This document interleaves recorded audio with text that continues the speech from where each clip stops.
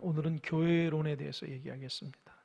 제가 한 주간 이 말씀을 통해서 참 하나님께서 얼마나 은혜스럽게 교회를 세워주시고 우리를 성도로 불러주셨는가 그 생각할 때에 제가 목양실에서 지금 말씀을 예배드리기 전까지 말씀을 묵상하며 기도하는데 참 마음에 큰 감동이 옵니다.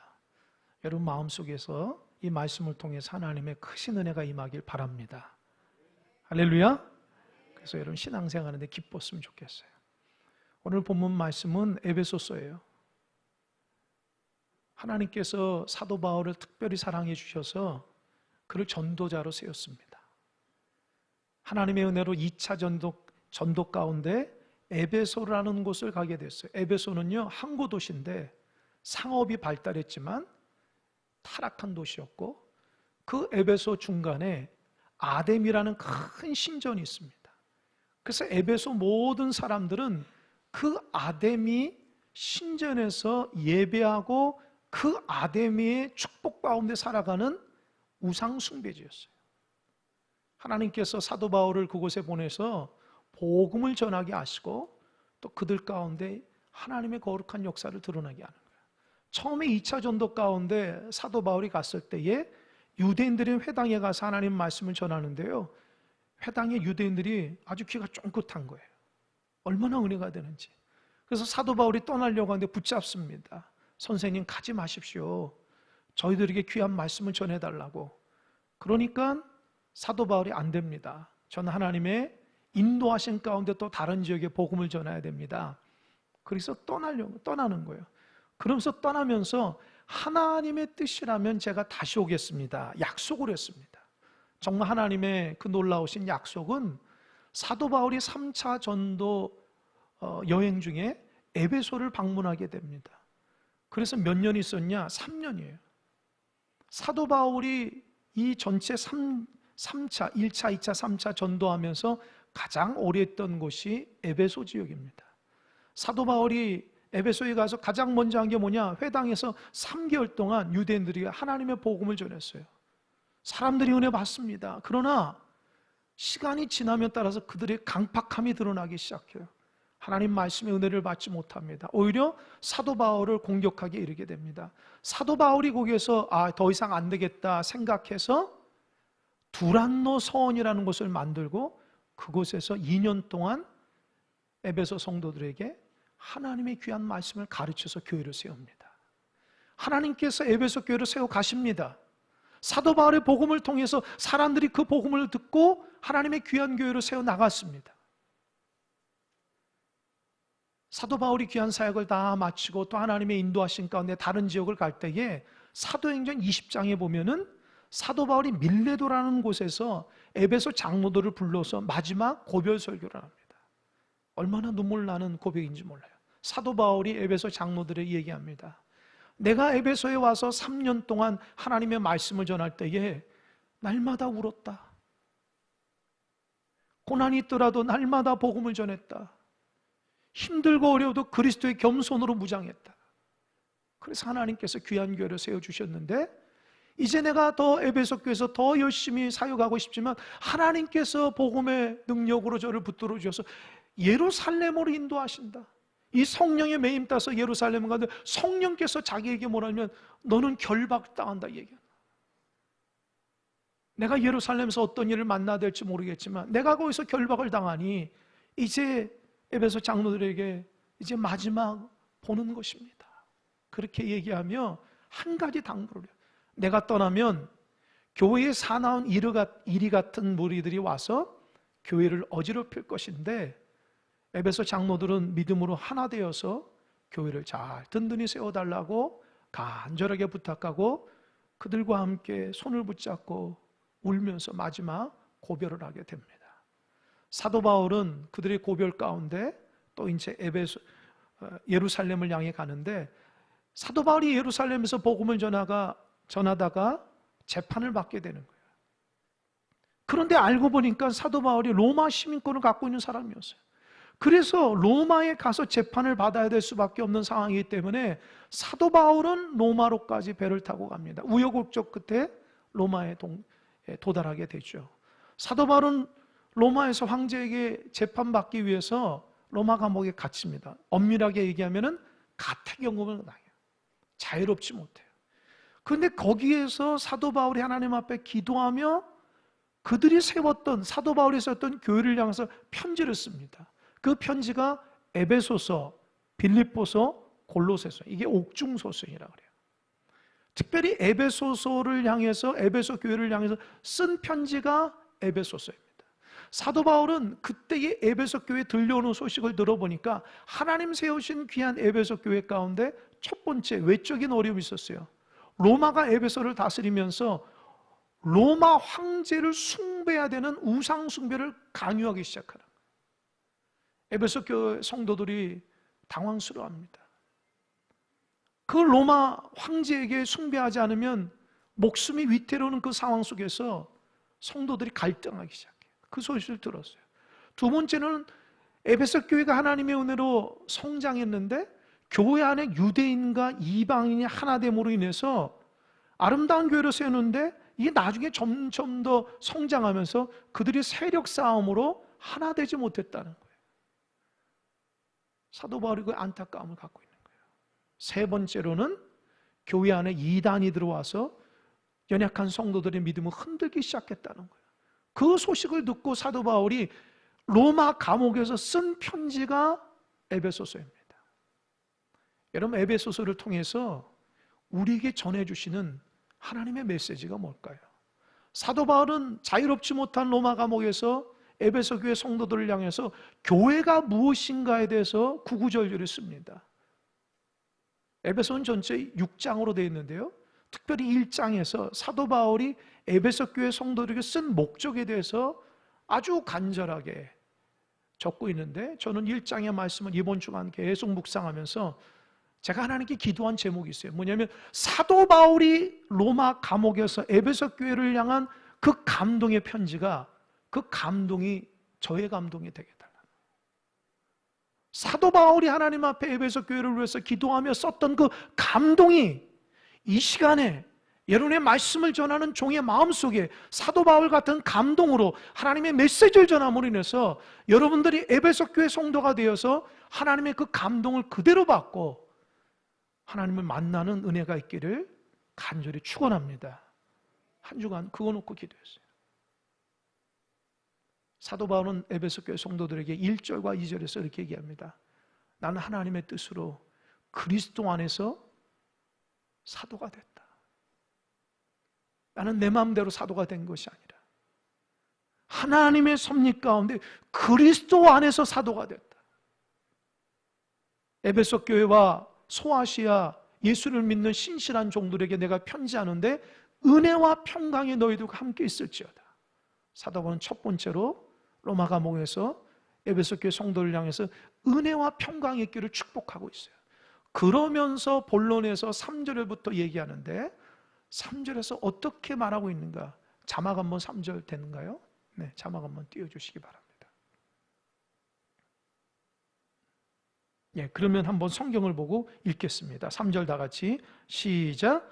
찬송하리로다. 하나님 곧 우리 주 예수 그리스도의 아버지께서 그리스도 안에서 하늘에 속한 모든 신령한 복을 우리에게 주시되. 보세요. 첫 번째로 찬양한다고요. 뭘 찬양하냐? 하나님이 복을 주셨다는. 어떤 복이냐?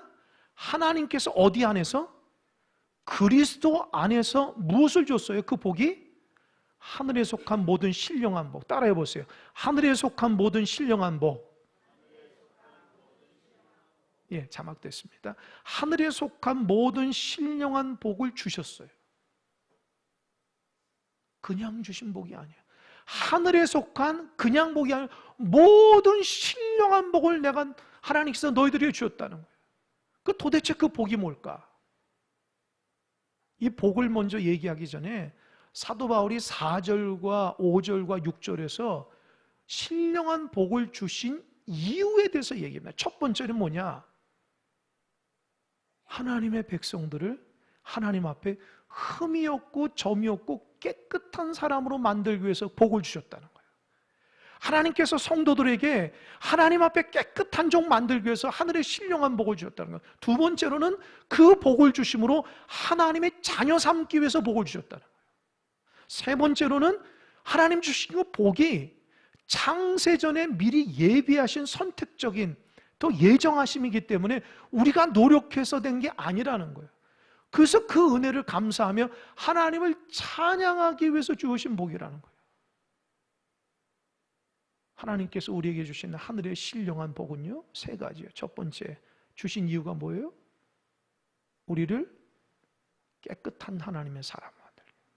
두 번째로 우리를 하나님의 자녀로 삼기 위해서. 세 번째 뭡니까? 예? 아까 얘기했죠. 세 번째 뭐예요? 하나님을 찬양하기 위해서. 그러면 그 복이 뭘까? 궁금하죠? 하나님께서 우리 성도들에게 하늘에 속한 모든 신령한 복이 뭐냐? 그게 7절입니다.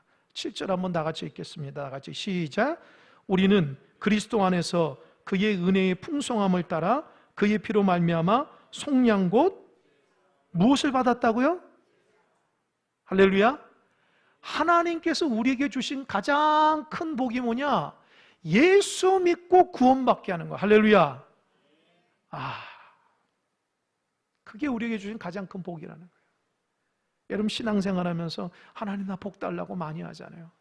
그 복이 뭐 물질의 복도 있고 자녀의 복일 수도 있고 여러분 형통의 복일 수도 있지만 하나님께서 하늘에 속한 가장 근본적이고 가장 귀한 복이 뭐냐? 예수 믿고 죄의 문제, 죽음의 문제를 해결한 하나님의 백성이 된 거예요. 할렐루야. 여러분 그런 마음으로 신앙생활하는 은혜가 있길 바랍니다. 이거를 놓치면 안 돼요. 제가 예수 믿고 구원받았다는 감격으로 살아가는 성도를 예전에 만난 적이 있는데요. 전에 있던 교회에서 제가 섬겼던 교구에 새 가족이 들어왔는데 그분 신방하니까 얼마나 감사한지 제 손을 붙잡고 우는 거예요. 왜 울까요? 자기가 예수 믿는 구원이 너무 감격스럽다. 그 이유를 들어보니까 그분이 사업을 크게 하시다가 사업을 좀 어려움을 당했대요. 그래서 그분이 아주 철두철미하는데 그 문제를 해결하기 위해서 아무리 노력해도 잘 안 된다는 거예요. 그래서 너무 힘들어서 지푸라기를 잡는, 물에 빠질 때 지푸라기 잡는 심정으로 점집을 찾아간 거예요. 그래서 무속인에게 내가 이런 어려움이 있는데 이걸 어떻게 할까요? 할까요? 말까요? 하다가 그 무속인이 자기가 얘기했는데 그 말한 것대로 그대로 했는데 그게 잘 됐더라는 거예요. 그 뒤로부터 그 사람은 날마다 그 점집에 가는 거예요. 이제는 날마다 통화하기 시작하는 거예요. 그러면서 그 사람이 자기가 하루를 시작하면서 그 무속인한테 문자가 오늘 뭐 타라고 뭐 타라고 계속 그 지시대로 살아가는 거예요. 점점 더 그 무속인이 부적을 써야 된다고 처음에 몇만 원 됐던 것이 몇십만 원 되고 나중에는 뭐 제사를 드려야 된다고 몇백만 원을 달라는 거예요. 다 순종을 했죠. 그런데 점점 마음에 두려움이 있고요. 기쁨이 다 경제적으로 더 어려워지니까 내가 이러다가 더 이상 못 살겠다 해가지고 그 무속이나 탁 끊어버리고 교류를 하지 않았다는 거예요. 그렇게 절망 가운데 두렵게 사는데 근데 그거를 보고 그를 아는 어떤 분이 그를 전도했다는 거예요. 그래서 처음 그 사람 손에 이끌려 교회 나가서 예배하는데요. 평생 경험해보지 못한 기쁨을 마음속에 간직했다는 거예요. 할렐루야. 찬양을 모르는데 자기도 손을 이렇게 들었다는 거예요. 오늘처럼 기도하는 사람이 기도할 때 자기도 모르게 아멘 아멘이 나온다는 거예요. 목사님 말씀하는데 은혜가 돼가 눈물이 난다는 거예요. 그 예배를 드리고 나서 마음속에 이루 말할 수 없는 기쁨이 와서 그 뒤로부터 매일매일 교회를 갔다는 거예요. 할렐루야. 그러면서 그가 신방하면서 저한테 목사님 저는 진짜 예수 안 믿으면 죽을 뻔했어요. 죄 때문에. 내가 너무너무 힘든데 예배하며 주님이 날 살려주셔서 이렇게 하늘의 백성이 됐습니다. 고백하는데 얼마나 감사한지. 제가 그분의 말씀을 듣고 복음이 무엇인가, 할렐루야, 복음이 무엇인가를 알았습니다. 여러분, 예수 믿으면 죄의 문제를 해결받습니다. 예수 믿으면 죽음의 문제를 해결받습니다. 여러분 마음속에 그런 자유하는 기쁨이 있길 바랍니다. 예수 믿는 자들이 죄에 눌려서 살면 안 돼요. 예수 믿는 자는 죽음에 대한 두려움을 갖고 있으면 안 돼요. 예수 믿으면 주님이 나와 함께 하시기 때문에 천국 백성의 삶을 살아가는 은혜가 있다는 거 잊지 마시기 바랍니다. 또 8절에서 계속 이어져는 사도 바울이 에베소 교회 성도들에게 하나님께서 우리에게 계시와 지혜의 영을 주어서 하나님께서 만물을 다스리는 경륜이라고 얘기하고 있는데, 이 구절에서 경륜은 뭐냐? 하나님께서 이 만물을 다스리는 섭리, 뜻이 무엇인지를 가르쳐 줬다는 거예요. 그게 뭐냐? 10절입니다. 10절 한번 나같이 읽겠습니다. 시작. 하늘에 있는 것이나 땅에 있는 것이나 다 그리스도 안에서 통일되게 하려 하심이라. 보세요. 저는 이 말씀이 남달라요. 제가 신학대학원에 있을 때에 그 조직신학을 배우는데요, 그 조직신학 그 교수님이 이 에베소서의 말씀을 가르치면서 1장 10절의 이 본문을 가지고 1시간은 열변을 토하면서 얘기하는 거예요. 하나님께서 예수 그리스도를 통해서 하늘의 모든 것과 땅의 모든 것을 통일되게 만든다는 거예요. 이 만물은 그리스도로 통일되기 위해서 하나님이 그렇게 만드셨다는 거예요. 그 교수님이 그렇게 열변을 토할 때에 우리 신학생들은 그 의미를 잘 모르니까 왜 저렇게 교수님이 열변을 토하는가 얘기했는데, 제가 나중에 목회하면서 그 교수님이 예수님의 정말 큰 은혜를 받으셨다, 큰 진리를 깨달았구나 느껴지는 거예요. 여러분 잘 들어보세요. 하늘의 신령한 것과 땅의 모든 것이 그리스도 안에서 하나 되게 한다는 말이 뭘까요? 창세기에 보면 하나님께서 세상을 어떻게 만드셨죠? 심히 보시기에 좋게 만들었어요. 사람을 하나님의 형상으로 만드셨죠. 그러나 하나님께서 만든 아담과 하와가 하나님 말씀에 불순종해서 선악과를 따름으로 인해서 그들에게 죄가 주어진 거예요. 그래서 에덴 동산에 쫓겨났습니다. 인류는 그 하나님 말씀에 불순종하는 죄를 가지고 살아가니까 죽음에 이르게 된 거예요. 하나님께서 아담과 하와 이후의 모든 인류들이 그들이 행한 죄를 통해서 죽어가는 것을 보고 심히 안타깝게 생각해서 그들을 구원하기에 하나님께서 작정하셨어요. 그 구원하기 위해서 어떻게 해요? 독생자 아들 예수 그리스도를 보냈습니다. 여러분 왜 예수님을 보냈을까요? 다른 사람도 아니고요. 여러분 레위기에서 보면은 하나님께서 명령하시기를 너희들이 죄를 지면 하나님 앞에 성전에 와서 속죄 제사를 드릴 때에 제물이 뭐예요? 흠없는 어린 양입니까? 그냥 양입니까? 흠없는 어린 양. 흠이 없어야 돼요. 그 흠없는 어린 양을 성전에 데리고 와가지고 너희들의 모든 죄를 다 고백해서 그 어린 양이 너희의 죄를 다 전가시키라는 거예요. 그러면 그 어린 양이 너희들의 모든 죄를 끌어안고 제단의 죽어짐으로 인해서 어떻게 해요? 너희들의 모든 죄가 다 씻음받는다는 거예요.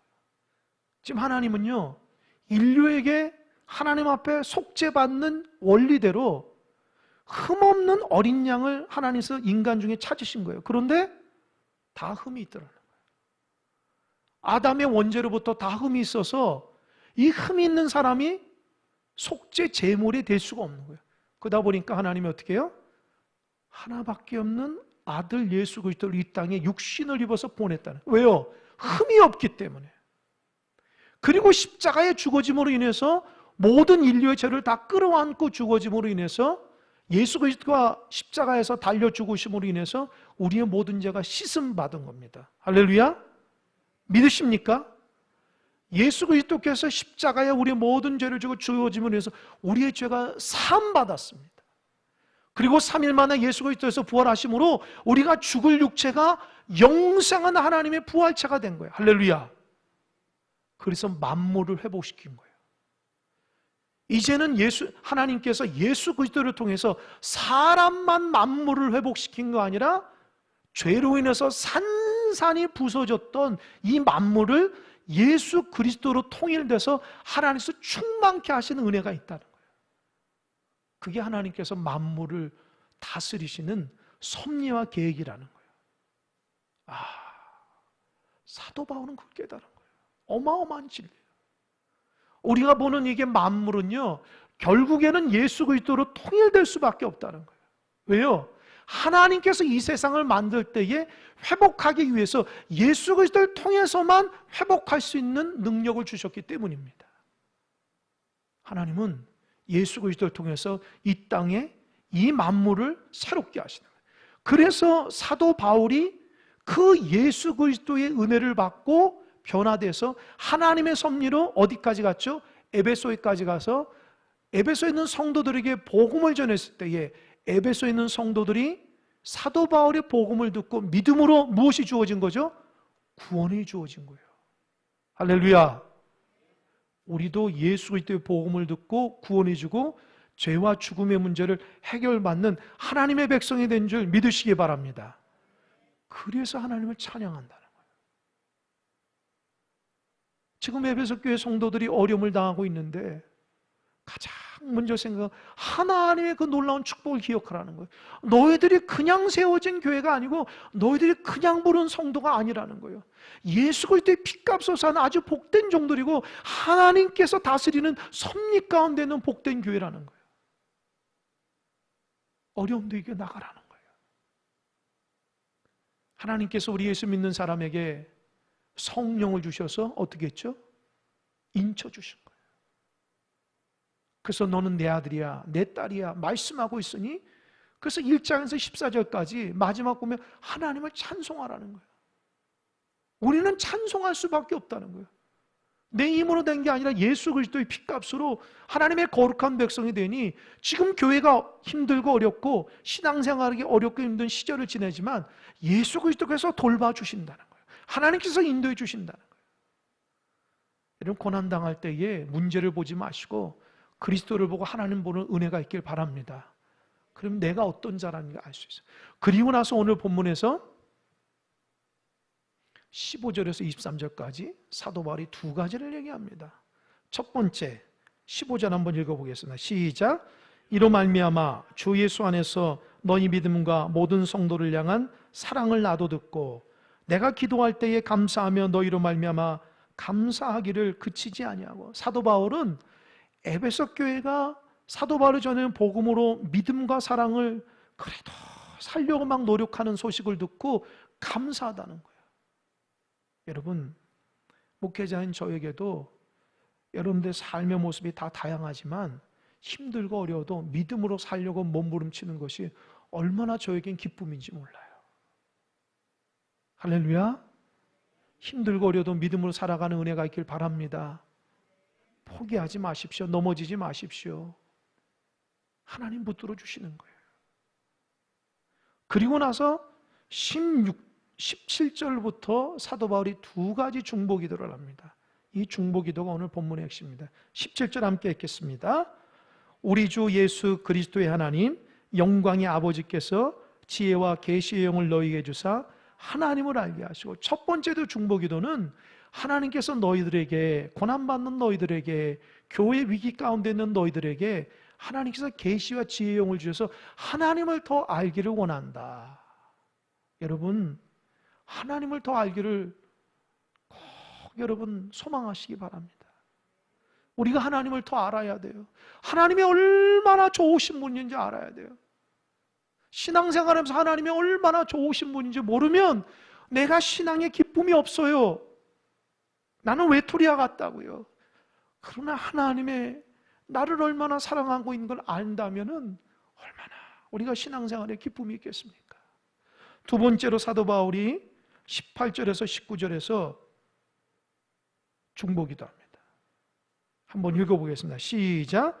너희 마음의 눈을 밝히사 부르심의 소망이 무엇이며 성도 안에서 그 기업의 영광의 풍성함이 무엇이며 그의 힘의 위력으로 역사하심을 따라 믿는 우리에게 베푸신 능력이 지극히 크심이 어떠한 것을 너희로 알게 하시길 구하노라.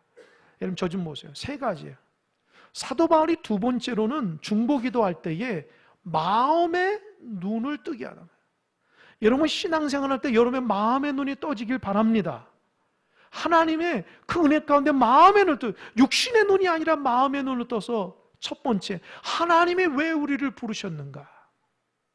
부르심의 소망이에요.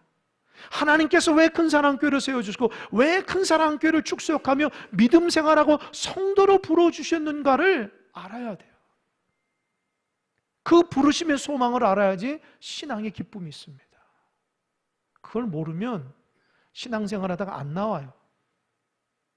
그 부르시는 뜻을 몰라서 그래요. 신앙생활을 내 마음대로 하게 돼요. 아니에요. 신앙생활 하나님의 나를 부르신 뜻이 있다는 거예요. 교회를 세우신 뜻이 있다는 거예요. 그거를 너희들의 마음속에 하나님의 은혜를 알기를 바란다고요. 두 번째로는 성도로 부르실 때에 그 성도로 부르시는 기업의 놀라운 풍성함이 어떤 것인가를 하나님께서 너희들에게 알게 하시기 원한다. 여러분, 예수 믿는 것이 얼마나 축복인지 아십니까? 그 어떤 것도 세상과 바꿀 수 없어요. 그런데 우리들은 왜 자꾸 신앙생활하면서 그 신앙을 자꾸 바꾸려고 하세요? 왜 세상 거다고 바꾸려고 하십니까? 예수 믿는 것이 얼마나 축복이고 얼마나 풍성한 그 위대한 것인지를 모르고 그 신앙을 소중하게 여겨야 되는데 왜 다른 것하고 자꾸 바꿔치기 하려고 합니까? 절대로 바꾸지 마시기 바랍니다. 신앙은 얼마나 위대하고 귀한 건지 모릅니다. 하나님께서 인도하시는 놀라운 풍성한 가운데 영광이 있는 것이 신앙생활이에요. 세상의 관점으로 보면 세상 사람, 우리 믿는 사람들을 고리타분하게 볼지 모르지만 성경적 관점으로 보면 우리는 너무너무 축복받는 하나님의 축복자라는 거 잊지 마시기 바랍니다. 그거를 알고 신앙생활하는 거예요. 그냥 신앙생활하면 힘들고 어렵고, 그게 아니라 하나님이 나를 부르셨을 때 얼마나 그 놀라운 축복이 있는지, 내가 이렇게 신앙생활하며 참된 자유를 누리며 살아가는 것에 대한 기쁨이라는 거예요. 세 번째로는 하나님을 믿는 자에게 능력을 주신다는 거예요. 여러분, 올 한해 교회표가 뭐예요? 크게 한번 외치시기 바랍니다. 시작. 예, 믿는 자에게 능력과 권세와 기정을 베푸십니다. 믿으십니까? 하나님을 믿는 자에게는 놀라운 능력이 드러나는 거예요. 구체적으로 그 능력이 뭐냐? 20절에서 23절을 얘기하는데요. 20절 한번 읽어보겠습니다. 20절 다 같이 시작. 그의 능력이 그리스도 안에서 역사하사 죽은 자들 가운데서 다시 살리시고 하늘에서 자기 오른편에 앉으사. 이 능력은 그리스도의 능력이에요. 예수님께서 십자가 달려 돌아가심으로 하나님 그를 일으키세요. 그리고 하늘 우편에 세워서 21절 다 같이 시작. 모든 통치와 권세와 능력과 주권과 이 세상뿐 아니라 오는 세상에 있고는 모든 이름이 뛰어나게 하셨다는 거예요. 그러니까 만물의 중심으로 만들고 그 예수를 믿는 자에게는 하나님의 능력으로 기도의 응답이 있고 하나님의 역사로 우리의 삶 가운데 능력이 드러나는 거예요. 할렐루야. 이게 신앙의 비밀이에요. 예수를 믿으면, 예수 이름으로 기도하면, 예수님을 의지하면 만물의 주관자 되신 하나님께서 우리 인생의 문제 해결해 주시는 거예요. 그게 성경이 말하는 비밀입니다. 세상 사람들 몰라요. 저 사람들 뭘 기도하나? 또 믿음이 연약한 사람은 기도가 얼마나 위대한지 모른다고요. 예배가 얼마나 위대한지 몰라요. 그 예배와 기도 가운데 예수 이름으로 기도하고 예수 이름을 찬양할 때에 만물을 주관하신 하나님의 은혜가 있습니다. 그것이 22절입니다. 22절 다 같이 한 목소리로 읽겠습니다. 시작. 또 만물을 그의 발 아래에 복종하게 하시고 그를 만물 위에 교회의 머리로 삼으셨느니라. 여러분, 만물을 하나님께서 지배하고 다스립니다. 또 만물의 교회의 머리가 됐다. 여러분, 교회의 머리가 되신 때는 무슨 의미냐? 잘 들으십시오. 첫 번째, 하나님이 교회의 주인이라는 거예요. 교회의 주인이라는 거예요. 두 번째, 그리스도가 교회의 주분인. 두 번째, 교회는 예수 그리스도께서 인도하신다는 거예요. 지키시고 인도하신다. 사람이 아니라 주님께서 만물의 중심이 되는 주님께서 교회를 인도하고 붙들어 주시는 거예요. 할렐루야. 걱정하지 마세요. 그러니까 교회는 주님께서 지켜요. 여러분 맡기는 사명만 열심히 하세요. 주님이 교회를 지켜나가는 겁니다. 여러분 사명도 감당하지 않는데 어떻게 은혜를 받을 수 있어요? 주님께서 교회의 머리가 돼서 교회를 지키시고 인도하신다는 확신을 가지고 나에게 주어진 크고 작은 일에 순종하며 살아가시기 바랍니다. 세 번째, 주님은 교회에 생명을 주시는 거예요.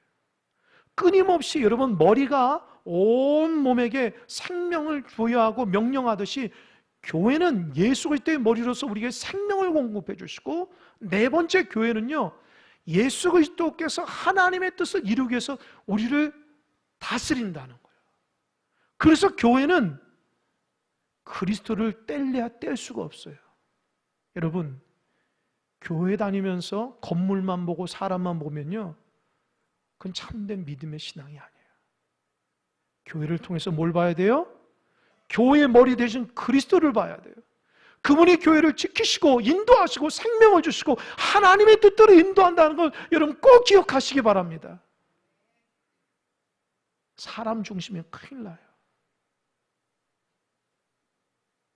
고린도 교회에서 사도 바울이 그 은혜로운 교회에서 많은 문제가 있을 때 책망을 했죠. 그 책망이 뭐예요?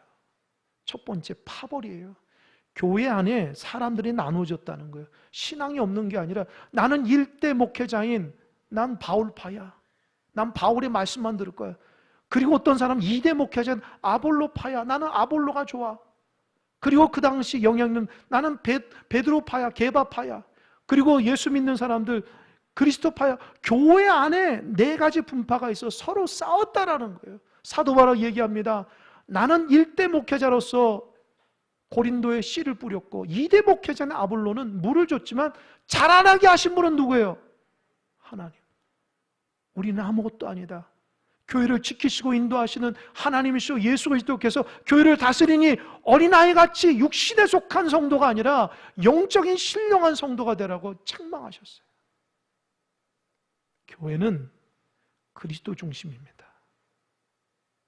여러분 신앙생활에서 주님 중심으로 기도도 마찬가지고 예배도 마찬가지고 여러분의 모든 순종도 그리스도의 중심으로 신앙생활을 해야지 사람 중심이나 우리 자신의 의지 가지고 하는 게 아니에요. 마지막으로 23절 사도 바울이 얘기합니다. 23절 다 같이 시작. 교회는 그의 몸이니 만물 안에서 만물을 충만케 하시는 이의 충만함이라. 여러분 교회는 누구의 몸이에요? 누구의 몸이에요? 그리스도의 몸. 저를 보세요. 교회라면 교회 머리는 예수 그리스도, 몸은 우리예요. 교회는요 머리 대신 주님에 붙어있는 주님의 몸이에요. 교회는 머리 대신 예수 그리스도께서 공급해 주시고 인도하시고 붙들어 주셔야 되고, 교회는 머리 대신 예수의 충만하심으로 교회 안에 하나님의 충만이 있다는 거예요. 할렐루야. 교회에 하나님의 충만이 있는 거예요. 하나님께서 이 땅을 새롭게 만들 때에 하나님은 교회를 세워서 그 예수 그리스도의 충만으로 세상을 충만케 하시는 비밀을 담고 있습니다. 그래서 그의 충만함이라는 것은 충만하신 예수 그리스도께서 죄의 문제, 죽음의 문제를 해결된 하나님의 백성들이 공동체가 기뻐하며 감사하며 그 기쁨을 세상 가운데 충만함을 흘려보내라고 하나님께서 교회를 세우신 거예요. 성도를 세웠어요. 하나님께서 우리 교회가 34년 됐습니다. 다음 주가 창립기념주일이에요. 왜 하나님께서 일곡동의 수많은 교회 중에 왜 이곳에 교회를 세웠을까요? 하나님께서 여러분을 성도로 세우셔 왜 여러분을 직분자로 세웠을까요? 여러분을 통해서 그리스도의 충만한 세상을 향해 보여주기 위한 거예요. 큰사랑교회가 하나님의 은혜로 충만해야 돼요. 세상을 향해서 우리는 예수 공동체로서 하나님의 충만함이 있다고 보여줘야 돼요. 여러분이 그런 신앙을 가지고 있어야 돼요. 교회 안에서 하나 돼야 됩니다. 교회 안에서 그리스도의 충만하심으로 충만하신 역사로 그리스도 안에서 사랑하며 그런 충만을 흘려보내야 돼요. 만약에 그런 은혜가 없다면 교회는 존재할 필요가 없는 거예요. 여러분 각자마다 오늘 주신 메시지를 들으십시오. 교회는 그의 몸이니 교회는, 그리스도는 교회의 머리니 그 중심으로 신앙의 삶을 살아가는 거예요.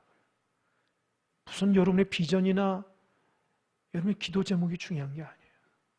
하나님께서 우리를 통해서 지금 만물을 다스리는 섭리가 무엇인지를 알고 그 말씀에 순종할 때에 하나님의 충만하신 은혜가 나를 통해서 그 충만함으로 인해서 만물을 새롭게 하는 하나님의 귀한 도구로 우리 교회와 저와 여러분을 불러주셨다 잊지 마시기 바랍니다. 넘어지지 마세요. 그 충만함 가운데 잘 살아가십시오. 이 진리를 모르면 날마다 넘어지게 될 거예요. 근심 걱정 이러면 신앙이 참된 모습을 갖지 못할 것입니다. 그 은혜로 순종하는 믿음의 종들이 되시길 바랍니다. 기도하겠습니다.